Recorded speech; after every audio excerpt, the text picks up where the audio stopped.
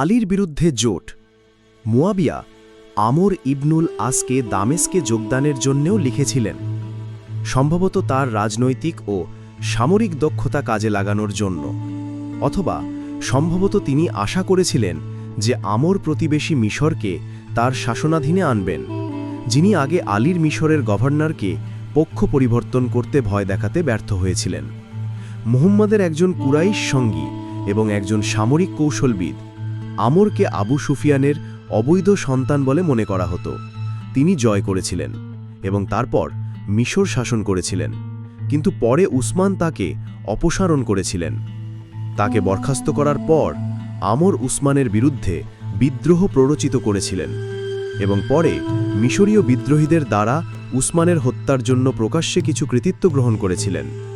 তবে শীঘ্রই তিনি তার সুর পরিবর্তন করেন এবং হত্যার দায় আলীর ওপর চাপিয়ে দেন, সম্ভবত উমাইয়াদের ক্রোধের ভয়ে, অথবা সম্ভবত বুঝতে পারেন যে তিনি আলীর সরকারে কোনো পদ পাবেন না। দামেস্কে পৌঁছানোর পর আমর আনুষ্ঠানিকভাবে 657 সালে মুয়াবিয়ার প্রতি আনুগত্যের শপথ নেন।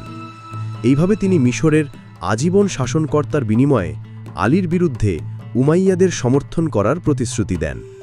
এই চুক্তি উসমানের হত্যার সন্দেহভাজনকে তার প্রতিশুদ্ধাতায় পরিণত করে এবং পরবর্তীতে আল বালাধুরি এবং শিয়াপ্রবণ আল ইয়াকুবি মৃত্যু 897 থেকে 98 সহ কিছু ঐতিহাসিকদের দ্বারা লিপিবদ্ধ একটি গল্পের জন্ম দেয়।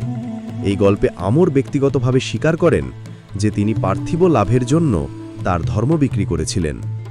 যদিও গল্পটি নিজেই অপ্রামাণিক, আইয়ুব পরামর্শ দেন যে এটি আলী এবং মুয়াবিয়ার মধ্যে দ্বন্দ্বের জনপ্রিয় ধারণাকে চিত্রিত করতে পারে, যেটি গল্পটি যথাক্রমে ধর্মীয় মানুষ এবং এই বিশ্বের মানুষের মধ্যে দ্বন্দ্ব হিসেবে উপস্থাপন করে।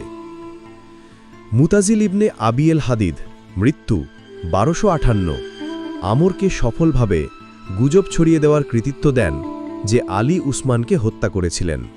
মুয়াবিয়া তার শিবিরে প্রভাবশালী সিরিয়ান সুরাভিল ইবনে সিমতকেও নিয়ে আসেন, যাকে তিনি বিশ্বাস করান যে আলী উসমানের মৃত্যুর জন্য দোষী, সম্ভবত মিথ্যা সাক্ষী এবং প্রতিবেদনের মাধ্যমে। কিছু দ্বিধাগ্রস্ততার পর সুরাভিল মুয়াবিয়ার পক্ষে একজন উৎসাহী সমর্থক হয়ে ওঠেন। মুয়াবিয়া মক্কা ও মদিনার ধর্মীয় অভিজাতদের সাথেও যোগাযোগ করেছিলেন। তাদের উসমানের হত্যাকারীদের আশ্রয় দেওয়ার জন্য আলীকে জবাবদিহি করতে বলেন এবং প্রস্তাব করেন যে পরবর্তী খলিফা সাধারণ পরামর্শের মাধ্যমে নির্বাচিত হওয়া উচিত, জোর দিয়ে বলেন যে তিনি নিজে খলিফতের প্রতি আগ্রহী নন। আইয়ুবের মতে